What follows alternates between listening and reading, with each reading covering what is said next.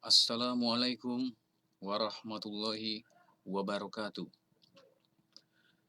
Selamat pagi dan salam sejahtera untuk kita semua. Pertama, Alhamdulillah, wassalatu wassalamu ala rasulillah, Sayyidina Muhammadin ibni Abdillah. Ashhadu an la ilaha illallah wa anna Muhammadan abduhu wa rasuluh, la nabiya ba'dah. Rasa puja dan syukur kita mari senantiasa kita panjatkan kehadirat Allah Subhanahu wa taala yang mana sampai dengan hari ini beliau masih memberikan kita begitu banyak nikmat, antara lain nikmat kesehatan, kesempatan, sehingga kita bisa menjalani aktivitas kita seperti hari-hari kemarin.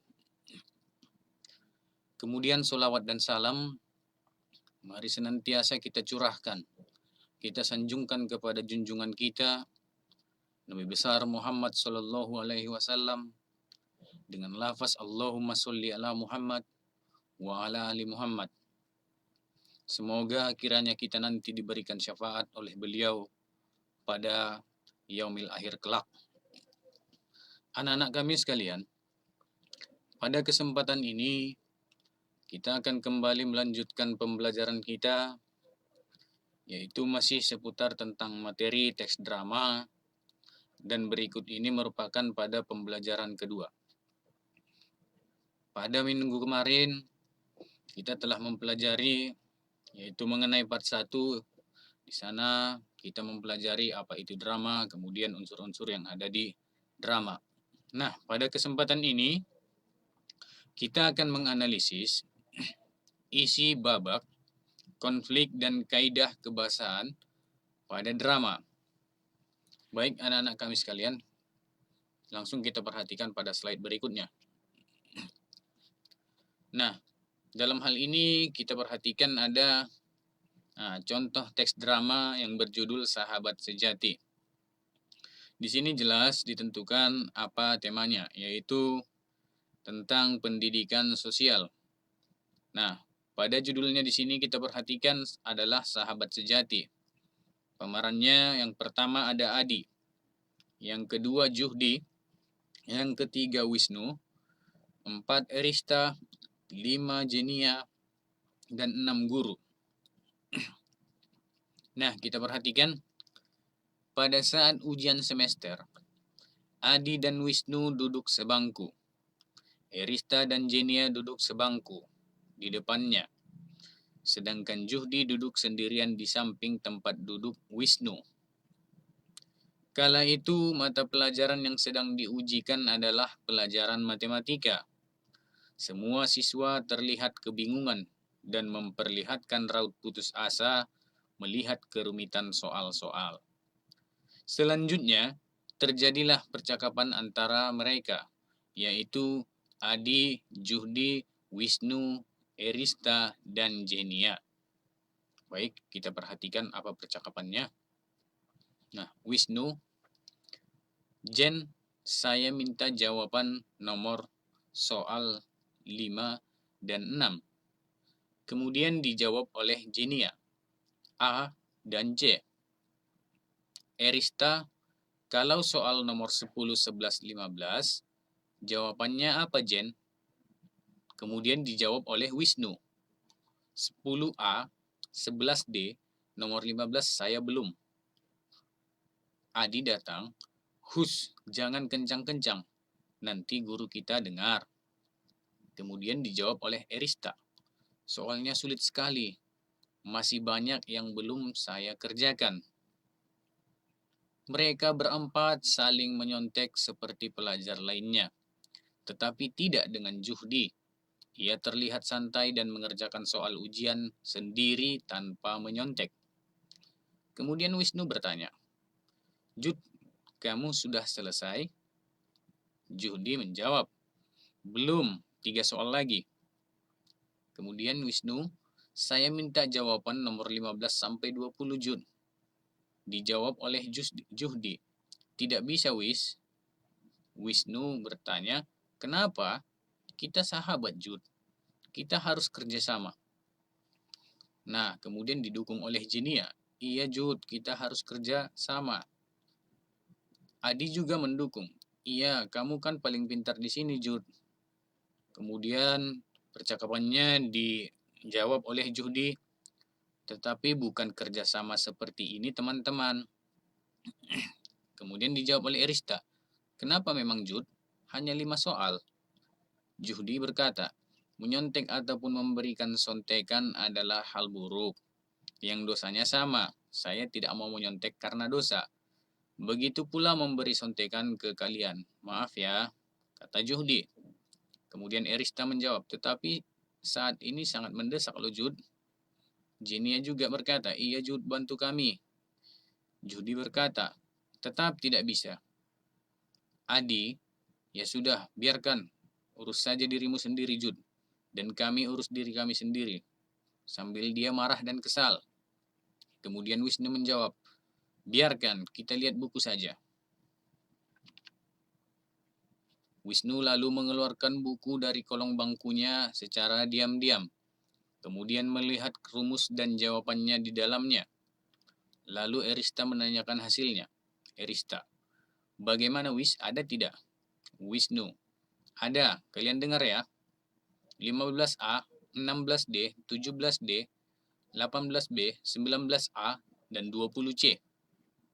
Karena suara Wisnu agak terdengar keras, guru pun mendengarnya dan menghampiri mereka berempat. Kemudian guru berkata, kalian ini menyontek terus. Kalian ibu hukum. Mereka berempat dihukum di lapangan. Wisnu, saya tidak menyangka akan seperti ini. Kemudian Jenny menjawab, saya juga tidak menyangka akan dihukum. Erista juga menjawab, seharusnya kita belajar ya. Dan dijawab oleh Adi, iya Juhdi benar. Wisnu kembali berkata, di saat seperti ini baru kita menyadari ya.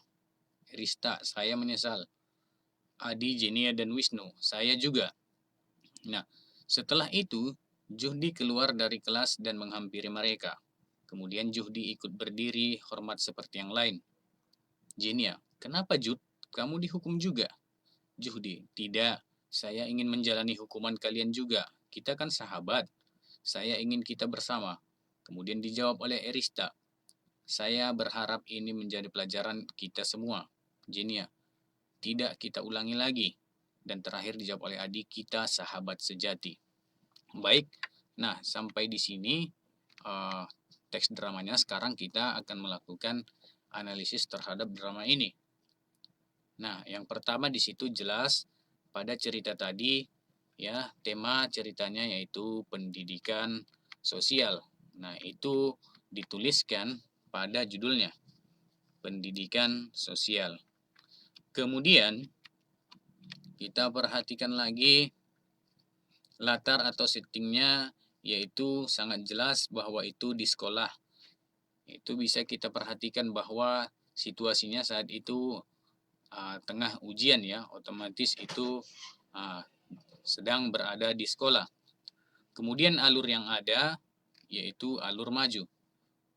Sementara tokoh itu bisa kita perhatikan pada permulaan tadi. Ada Adi, Juhdi, Wisnu, Erista, Jenia, dan guru. Nah, itulah tokoh yang terdapat pada teks drama tersebut. Sedangkan amanat yang kita temukan yaitu sediakan payung sebelum hujan. Maka banyaklah belajar di saat akan menyambut ujian agar bisa menjawab soalnya dengan mudah. Nah, inilah analisis dari drama tersebut mengenai tema, latar, alur, tokoh, dan amanat. Baik, kita lanjutkan. Nah, kalau dia ditinjau dari strukturnya, yaitu pemaparan babak yang menjelaskan situasi awal dan belum ada konflik. Komplikasi, yaitu babak munculnya konflik. Klimak, yaitu puncak dari konflik. Peleraian, yaitu babak peleraian konflik. Sementara penyelesaian, yaitu akhir dari cerita.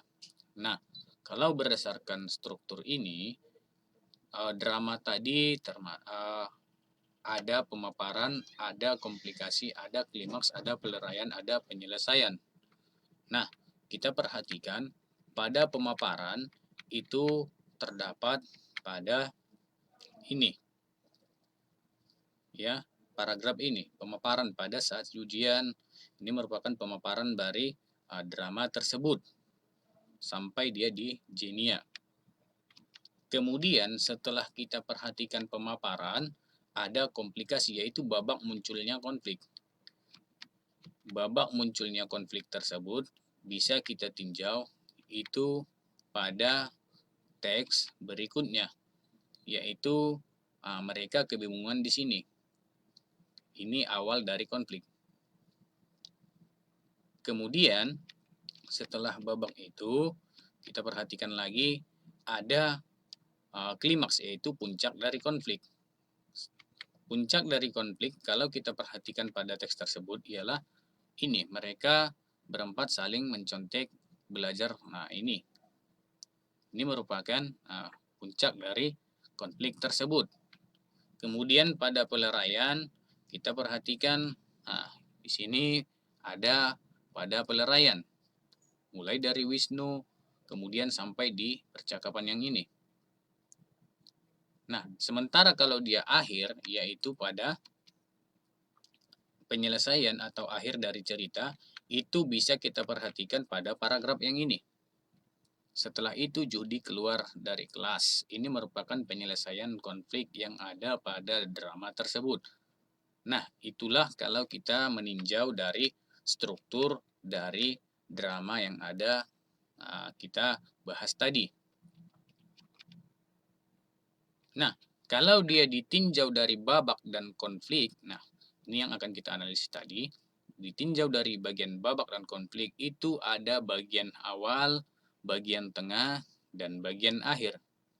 Ini kalau ditinjau dari babak. Sementara yang tadi ditinjau dari struktur. Baik, kita perhatikan. Nah, yang pertama tadi ada bagian awal, bagian tengah, dan bagian akhir. Nah, mari kita perhatikan lagi teks drama yang tadi. Kalau kita perhatikan bagian awal itu ya ini. Kemudian bagian tengahnya drama itu adalah ini. Semua. Sampai dia di sini. Ini masih bagian tengah. Sementara pada bagian akhir dari drama tersebut yaitu setelah sampai dengan ini. Nah, inilah dia bagian akhir dari drama. Nah, itu kalau kita tinjau dari berdasarkan babak dan konflik. Ya, kalau ditinjau dari babak dan konflik. Nah, untuk tugas anak-anak kami di rumah, coba carilah teks drama dari media cetak atau media elektronik. Nah, kemudian analisislah tema, latar, tokoh, dan amanat. Itu sesuai seperti yang kita perhatikan tadi. Nah, ini yang akan kita analisis. Tema, latar, alur, tokoh, dan amanat. Ataupun babak demi babak juga akan kita analisis. Sama persis seperti ini yang akan kita lakukan. Namun anak-anak kami cari teks drama dari media cetak ataupun media elektronik. Nah, jika masih ada yang kurang jelas dari pembahasan kita tadi, anak-anak kami sekalian boleh menanyakan kepada Bapak langsung. Atau anak-anak kami juga boleh memberikan komentar itu di channel YouTube kita, OSIS SMK Swasta Teruna Padang Sidempuan. Nah, apabila memberikan komentar, saya harapkan berikan komentar secara yang sopan.